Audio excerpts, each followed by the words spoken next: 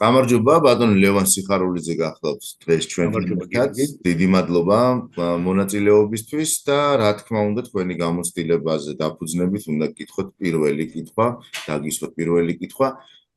საქართველოს ნატოს ურთიერთობების შესახებ სად ვიმყოფებით, რა გამოწვევების წინაშე ვართ და როგორ ხედავთ აი ამ გამოწვევების დაძლევას?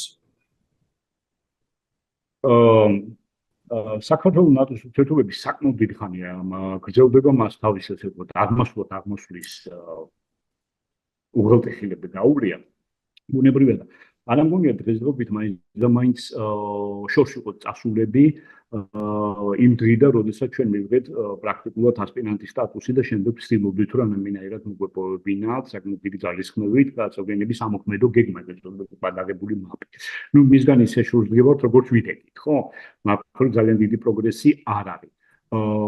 ზოგადად პოლიტიკურ პროგრესაც მე ვხედავ სამხედრო თემატიკას ნაკლებად შევეხები და მე ვფიქრობ ჩვენ ურთიერთობები და სტაგნაციის პერიოდში იმყოფება წინა ინტერვიუების დროსაც ფართოდ ვისაუბრეთ შედარებით როდესაც საუბრობდით კრიზისულ ვითარებაზე, რა თქმა უნდა კრიზისულ ვითარება ანუ პირველ რიგში გამოიხატება პოლიტიკური იდეების ნაკლებობებში, მაგალითად რომ გავიხსენოთ ჩვენ ბოლო სამიტი, ხო, ნუ საკმაოდ სამი მაღალი თანამდებობის პირი მიმართავს იმედის ტელევიზია შეკითხვებიდან პასუხი ძირითადად არის ესეც კრიზისის პატარა მაგრამ გამოვლენა არის ჩვენ ველოდებით ნატოსაგან შესაბამის მითითებებსა და ასე ვთქვათ გადაწყვეტილებებს შემდგომი ნაბიჯების შესახებ.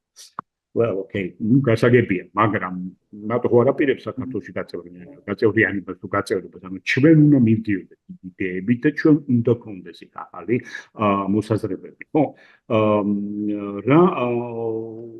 ეს არის ასე ვთქვათ ის მდგომარეობა, რა მდგომარეობაშიც ვიმყოფებით 2003 წლის დეკემბრის შეხვედრას გავიხსენებდი მე, ცოტა უფრო ადრე გადავალთ, როდესაც ჩვენ პარლამენტის თავმჯდომარე იმყოფებოდა და შეხვდა გენერალური მდივნის მოადგილეს, შესაბამისად თბილისმა მე ასე ვთქვათ დიდი სარზემით აღნიშნა ეს ვიზიტი, მაგრამ ამას ძალიან მოყვა რამდენიმე დღეში, ეს იყო 6-7 დეკემბრის ვიზიტი და 8-9-ში მოყვა შესაბამისად ნატოს კომუნიკე, რომელიც ასე ვთქვათ პატარა გამოხატულება კიდე ამ ასე პატარა, მაგრამ შესანიშნავ გამოხატულება ამ კრიზისის, როდესაც ითქვა პირდაპირ მოთხოვნის ტონში must იქნა გამოყენებული ეს ძალიან ძიმე ფორმა არის დიპლომატიურ ენაში, რომ უნდა იქნეს გატარებული პოლიტიკური სამართლებრივი რეფორმები უსაფრთხოების დარგში.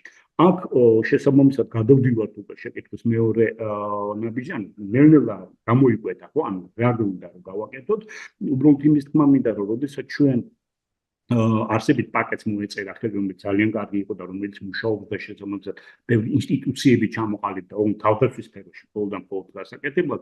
თავდაცვის მინისტროს ნუ გავაიგივებთ ორგანიზაციასთან, რომელსაც ერთადერთი რომელსაც ევალება ნატოში გაწევრიანება. ეს თავისთავად ასე ვთქვათ, სტარიგაგება და კრიზისკენ გადადგმული ნაბიჯი არის, იმიტომ რომ როდესაც ვემზადებით გაწევრიანებისათვის, ხო, როდესაც ეს არის, როგორც არის საუბარი ზუსტად ამ ასებით პაკეტზე. ხო, იქ ერთ-ერთი შესავალში გარკვეულწილად პოლიტიკური მიზანი მოგამზადოს გაწევრიანების ამოქმედო გეგმისთვის, ანუ მაპისთვის.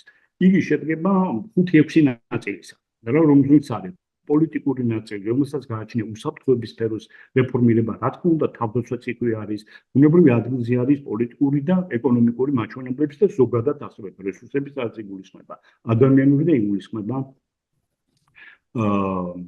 ფინანსური რესურსები.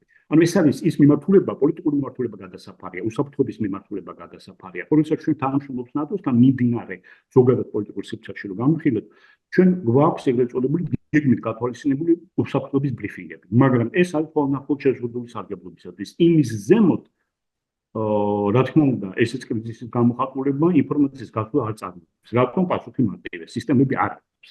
ხო, ნუ თავისთავად ახლა თავდაცვასაც რომ მოვუწევთ, ბევრი რამე გაკეთებული, რა თქმა უნდა, ბევრი გუნდის დამსახურება, ეს მათ შორის იმ საჯარო მოხელეების, რომლებიც დღესაც მუშაობენ, მაგრამ აღსანიშნავია, რომ ალბათ აქაც საჭირო იქნება ბუნებრივია შემდგომი ნაბიჯების გადადგმა. რაც შეეხება შემდგომ ნაბიჯებს, ყოველთვის ეს ხდებოდა და ამის გამოცდილება ჩვენ გვაქვს, ჩვენ მიმართავდით ხოლმე ჩვენს ნატო და ამერიკელ კოლეგებს რასაც ქვია შეფასების რაზმის ჯგუფის ჩამოსვლა, ის აფასებდა მდგომარეობას, რა არის გასაკეთებელი დარჩენილი და შესაბამისად იყო აბსოლუტურად ყოველგვარი პოლიტიკური ზეგავლენისგან დაცლილი წმინდა წყლის ტექნიკური რჩევა, რა ნაბიჯები არის გადასადგმელი, ასევე შეიძლება იქნეს გამოყენებული. რომელიც არის თქო საგარეო რესურსი, რომელიც უნდა იქნეს გამოყენებული აი ხუთი მიმართულებით, რომელზეც ჩვენ ვისაუბრეთ, რომ როცა მოვა ამისი დრო და ალბათ ეს დადგება 2030 წლის შემდეგ, როდესაც პარალელურად დაიწყება საუბარი ევროკავშირში გაწევრიანების შესახებ, თუ გაწევრების შესახებ ორი მისაღებია და აქედან რამდენიმე წელიწადში შეიძლება ნატოშიც დადგეს იგივე საკითხი. მე ვფიქრობ, რომ ეს მაინც იქნება გაწევრიანების სამოქმედო გეგმა, ანუ მაპი უფრო მეტად ვიდრე არა.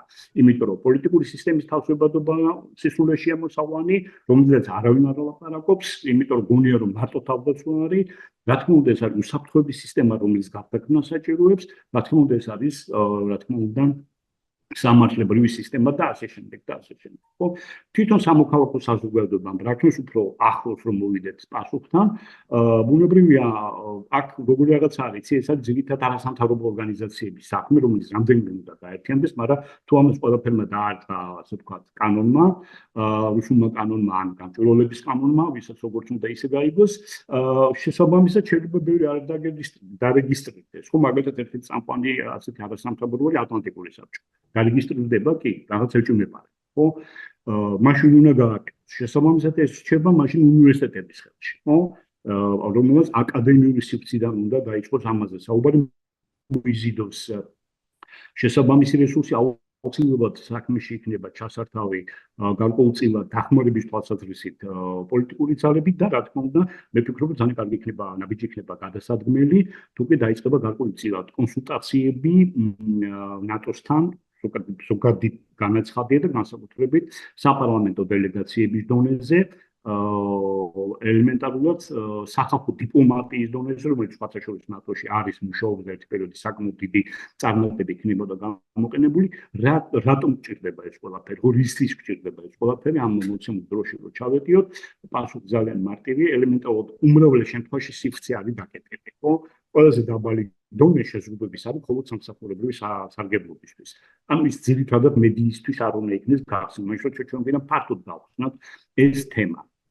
და შესაბამისად, მე ვფიქრობ, რომ აი ეს შიდა საგარეო რესურსები, უნივერსიტეტები ჯერ კიდევ გადარჩენილი არასამთავრობო ორგანიზაციების რესურსების მოძიება შესაძლებლობას მოგცემს მოვწვიოთ გარკვეული კონფერენცია მრგვალი მაგიდა და იქ ჩამოვაყალიბოთ თუ არა არის დამატებით უკვე დეტალურად გაწეული და მე შეიძლება უკვე პრაქტიკულად დავიწყოთ ამაზე მუშაობა. ეს არის ყოველ შემთხვევაში როგორც მე მესახებთან საწყის ეტაპზე პირველი ბიძგი იმისაც რომ პრაქტიკულიდან გავიცროთ.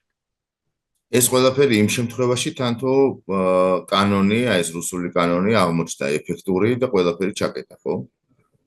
ხო, მაგ შემთხვევაში ყველაფერი განსაც ვერ გადაკეტა, რომელიც უნივერსიტეტებმა, რომელმაც თავის თავზე აიღოს, ფართოდ უნდა გააკეთოს, ანუ მე როგორც ვამბობ, არსებობს საპარლამენტო წარმომადგენლობა ნატოს წევრი ქვეყნებისა, საიდანაც შეიძლება მიიღო დახმარება განსაკუთრებით შეხვიდე კონტაქტში და გაიგო რა არის, როგორც გონების სივრცე დაკეტილია ტექნიკურად და ბევრი რამ ცნობილი არ არის.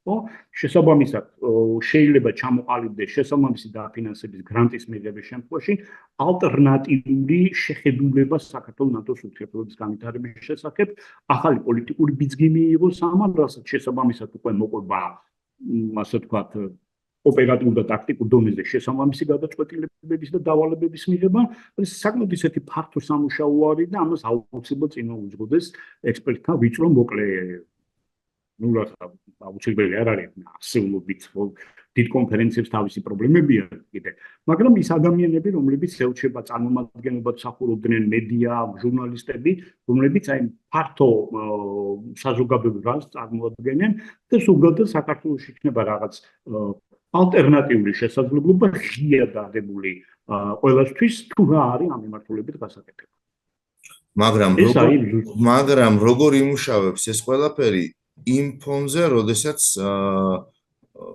ჩვენი დასავლელი პარტნიორები პირდაპირ გვეუბნებიან, რომ რუსული კანონი ხელს უშლის საქართველოს ევროატლანტიკურ გზას და ინტეგრაციას.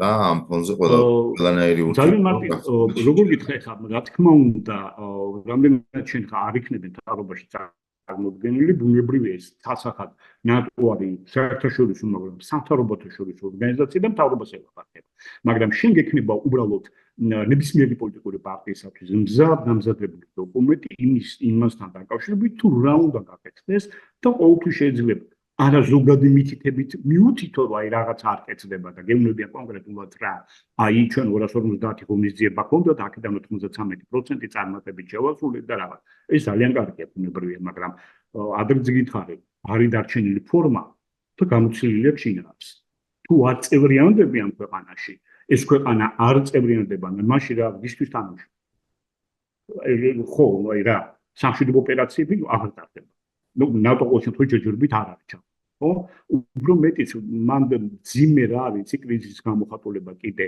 რომ კაი დაუშვათ მართველი პარტია ძირითადად ლაპარაკობს ევროკავშირზე პირობითად ვთქვათ და საერთოდ აღარ არის ნატოს ენებაში მაგრამ ოპოზიციურ პარტიებსაც ნახო რომ უყურებ და усმენ ხო ну არის საქართველოს დროშა რა თქმა უნდა იყოს არის ევროკავშირის დროშა და ძალაუნებურად გულისხმობ რომ კონსტიტუციის თანახმად მესამე დროშაც არის საჭირო ნატოს დროშა აღარ არის არა საერთოდ არ უნდა ლაპარაკო ძალიან ვიწრო წლები გარკვეული წლები სადაც ამის შესახებ საუბრობენ და არის საუბარი ასე ვთქვათ დაფთაფების შემოკრება ნუ რაღაც ცუდი ხდება ანუ საერთოდ გასული არის პოლიტიკური სიგნალი განსკიბულაშიც კი არა აი ზუსტად აი ამას გადაფარებ. ჯერ გააღვიძებ საზოგადოების ცნობიერებას, რომ გახსოვთ ჩვენ ევროკავშირის გარდა კიდევ ერთი მიზანი. ხო? და ნუ შესაბამისად აი ამისთვის მოამზადებს, იმიტომ რომ ევროკავშირი ასე თუ ისე არის მუშაობს, მოსახლეობისა და პოლიტიკოსების ყურადღება გადართული არის ამ მხარეზე, მაგრამ ეს საერთოდ მივიწყებ. რაც ყველაზე მძიმე გამოვლენა აკრედიტს. ლაპარაკობენ, მაგრამ ძალიან მაშინ როდესაც ნუ ერთ დროს ეს იყო პირველი და ევროკავშირის შედარებით მეორე იყო. კი, თუ ის ასე ვთქვათ, ძნელად გამოდის, მოდი ჯერ ეს გავაკეთოთ, მაგრამ იმასაც ნუ დავიწყებ, იმასაც თავისი ეკუთვნის, ხო? და ყველაზე ნუ იდეალური გამოხატულება იყო რა, მოგეყვის რა ქვია, ბოლო გადაწყვეტილება. სადაც საერთოდ არ იყო ნახსენები საქართველოს ახსენებს მე-17 პუნქტში, ნუ ესეთი ის იყო რომ ბრიუსელი მიმართავდა მოსკოვს საქართველოსთან გაიყვანა ჯარები დამთავრდა არც იმაზე ლაპარაკი რომ ყოჩა ქართველო რეფორმებს ატარებთ არც იმაზე რომ კმაყოფილობი ვართ რეფორმები დააჩქაროთ არაფერს აი ეს არის ველოდებით ნატოსგან შემდგომ გადაწყვეტილებას ჩვენ ველოდებით ჩვენ უნდა გამოვიდეთ იმიტომ რომ ყველა ის ოფიციალური საფეხური რომელიც ნატომ შეადგინა მათ შორის გაწევრების სამოქმედო გეგმით ჩაკვლით, ნუ ეგ არის მისაღები. ხო, ეგ არის გაწევრიანების ძირითადი ასე ვთქვათ მექანიზმი, რომლისთვისაც უნდა მოემზადოთ, იმიტომ რომ შეიძლება მის გარეშეც მოხდეს და ფინურ და შვედურ მაგალითებს ხშირად იყენებენ ხოლმე. მაგრამ ნუ რაღაც ეჭვმეპარება, იმიტომ რომ ის პოლიტიკური სისტემა თავსებადია, სამართლებრივი სისტემა თავსებადია, თავდაცვის სისტემა თავსებადია, ეკონომიკა თავსებადია და ბუნებრივია ორივე სწრაფად გაწევრება.